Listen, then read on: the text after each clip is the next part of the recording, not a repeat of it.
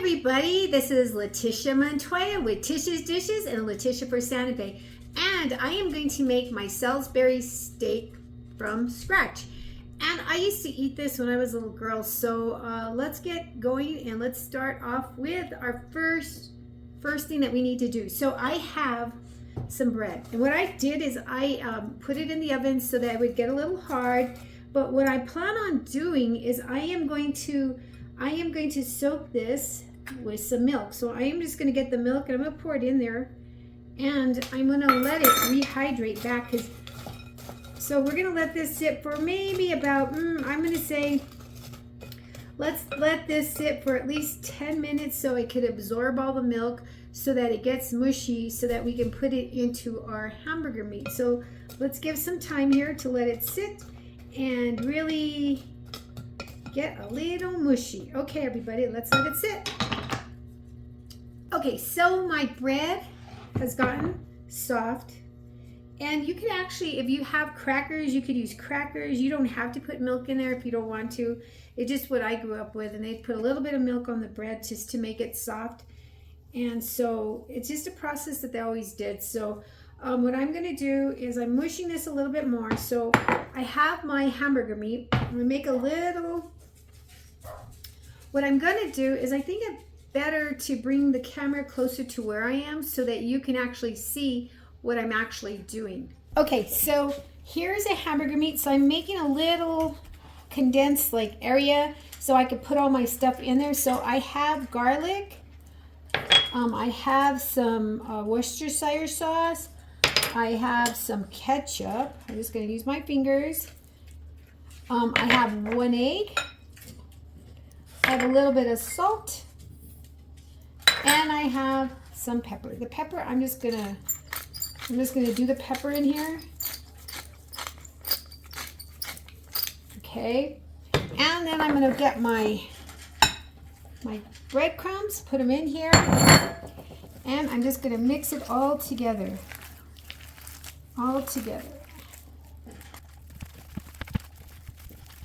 And you want to mix it really good to make sure all those ingredients are spread in there. The bread should be mushy. And you might feel some harder pieces of bread. You just need to break them up. Just break them up. And then what I'm going to do is I'm going to actually let this sit in the refrigerator for at least 10 minutes so that this can congeal and all the ingredients that I had put in here can sit and mix. And if you could do this like a day prior, would probably be really good because it'll get everything all together and congealed. And then we'll be right back. Okay, so what I did is the hamburger meat is right here, and then as you can feel, I felt through to make sure that all the bread had dissolved into the hamburger meat. And now we are going to make our patties. So usually it's kind of good to get the mixture of the 80-20 so that it doesn't get too dried. So what I'm going to do is I am going to put them in the hamburger. This makes my hamburgers. So I'm going to put it in here, and I am going to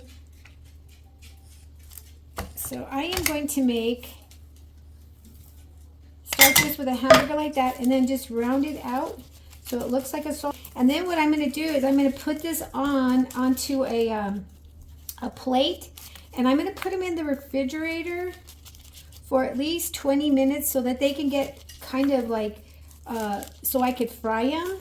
And I want them to be more solider. So see, that's how I'm going to do each one of the patties. So I'm going to make as many patties as I possibly can with the meat that I have. And then we will start to do our frying for a Salisbury steak.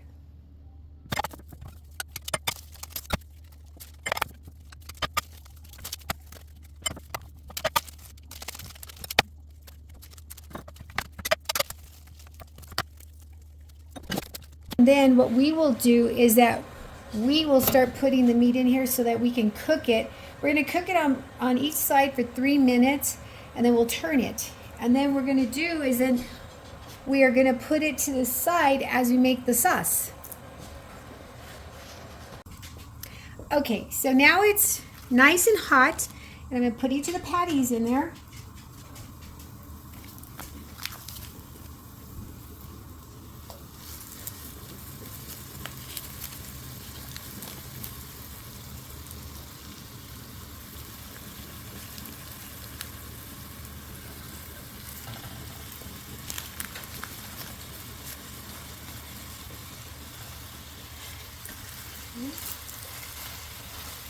Cook for 3 minutes. I'm watching the timer so that I make sure I don't make a mistake.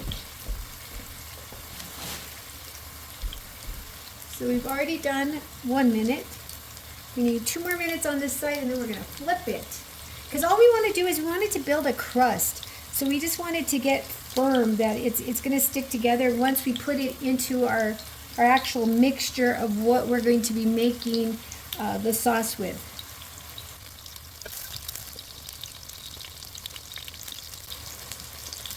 Okay, we have 1 more minute to go. And I turned down the heat a little. It's a little lower than medium.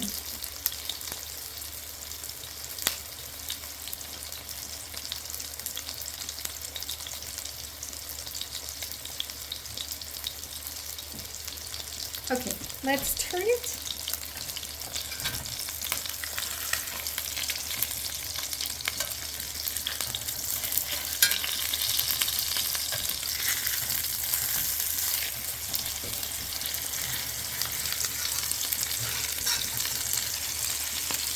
Okay, see that one right there? Wasn't ready to turn, so we're gonna have to move that one around. So we want them to see how these ones look. So they're pretty cooked. So like I say, is like that one looks good too. So this one we're gonna have to cook a little bit longer, because what'll happen is once it gets into the sauce, it's actually going to fall apart.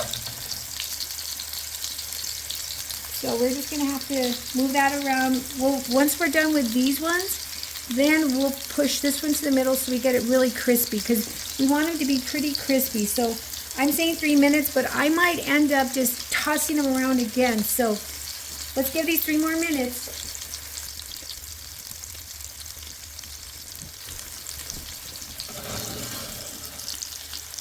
And sometimes when you move your pan around, sometimes one portion of your stove may be a little hotter than the other side. So if you turn your pan around, this could cook a little bit better. But like I say, is that we don't want to touch it. You don't want to move them around, so we're just going to let it do what it's going to do. So see how this looks good? That's exactly how we want it to look. Where it's firm enough that it's going to be okay in the gravy that we're going to make from this mixture right in here. So,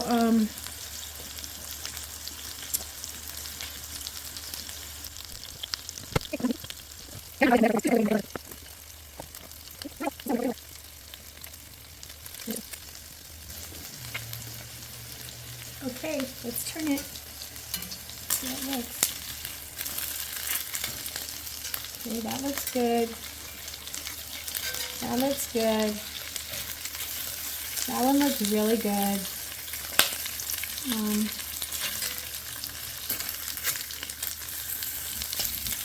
Okay, that looks good now on that side. Now we need to see what this one looks like. Oh, that looks almost good too. It's getting there. So what we're gonna probably need to do now is we gotta add a little bit more oil. Which is okay.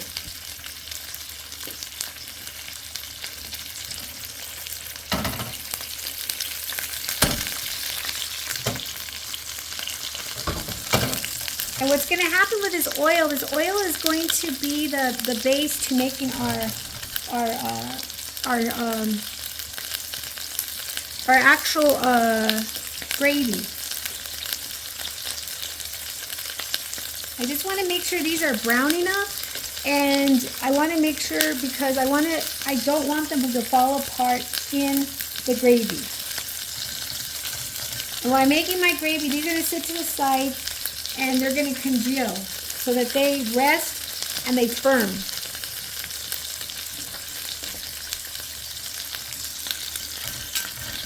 Okay.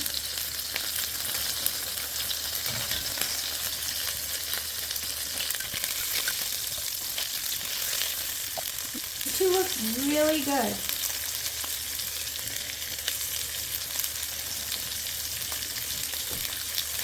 It's all about the prepping. It's not about, I mean, I know it's about the taste and everything, but the prepping is very important for it to come out perfect. Understand?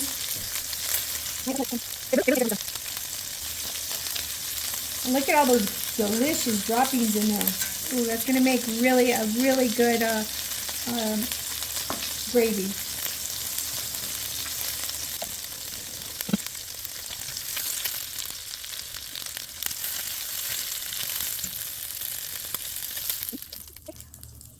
Look at all that delicious stuff in there. So now what we're going to do is we're going to get some, we're going to throw some, we're going to get some flour. So I'm going to throw one. We need a little bit more, olive oil. We'll put some in. So we're just going to, so we're making a roux. So it's kind of like, we're using the leftovers from what we were cooking. And so we're going to make a gravy.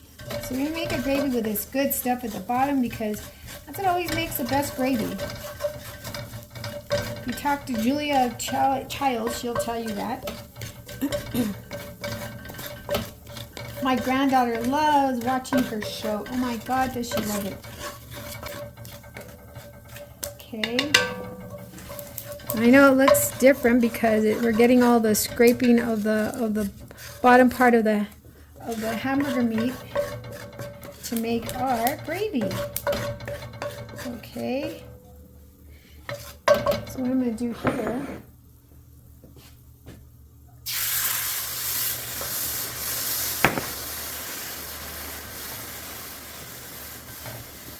so what I'm going to do in this is I am going to actually season it with all kinds of really good stuff.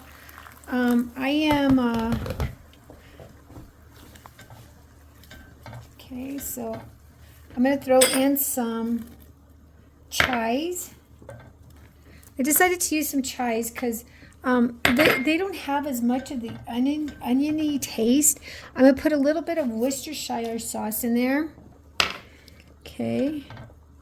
And what I'm going to do is that I added in some broth that had some bouillon, that had some hold on. Oh my God, that is so good. That had a bouillon in it, beef bouillon. So all you need to do is, since I used the beef bouillon, I'm not going to add any salt in this. But what I would like to do is I do want to add in some pepper, but I'm going to add the pepper in at the end. As this is cooking, I am also going to throw in some, these are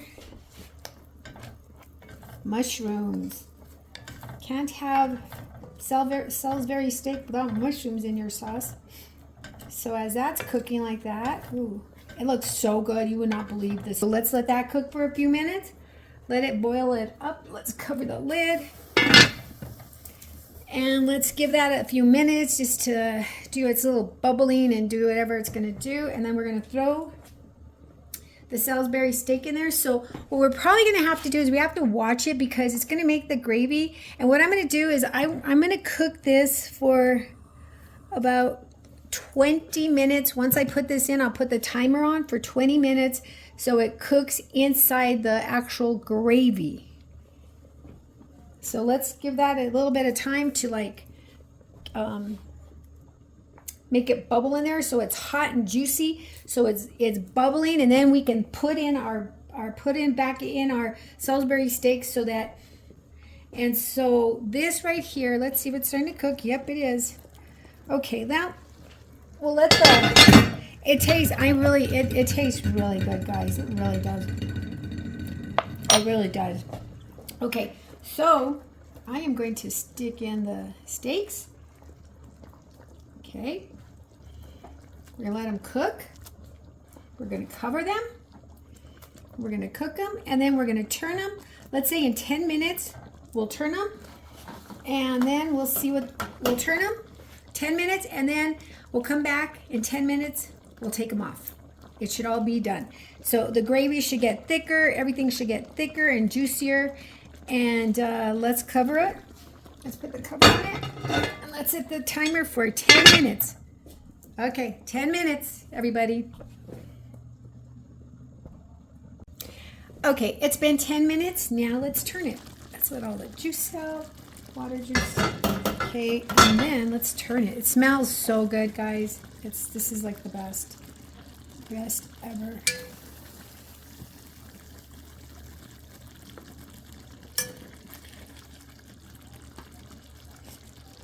Oh man, it smells so good, everybody. Oh shoot, it smells so delicious. Okay. Okay. Now let's close it. And let's put it on for another 10 minutes. Okay, everybody, let's let it cook for 10 more minutes. It's been 10 minutes. So look how juicy the sauce has gotten. Look how juicy that sauce has gotten. It's really thick and good. So now I'm going to just turn it around like this. Turn them all around. And what I'm going to do is I'm going to turn off my stove and let it sit in the gravy. And then we are going to, look how good that looks. Look how delicious that looks. I don't know if you guys have ever had Salisbury steak, like frozen one when you get it like TV dinners. But this is the real Salisbury steak that I made from scratch, and I hope you like it. I'm making some mashed potatoes, and then we're going to plate it, and we're going to have them taste it, my family, and they'll tell you how much they like it. Okay, so let's plate. Okay, everybody, let's try it. Look how good it looks. Look how delicious. Now let's try it. That's the whole, I watch my features to my face to see if it tastes good, because that's what it'll tell you.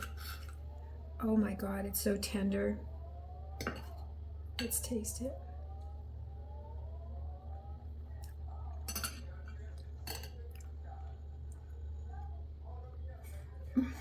Oh my God. This is really good. This is really super good. Oh my God. Like I said, this recipe is the best. So once you try this recipe, you'll make it all the time. It's really good. The gravy came out really good. The meat came out tender, and the potatoes just finished the whole dish. Okay, everybody.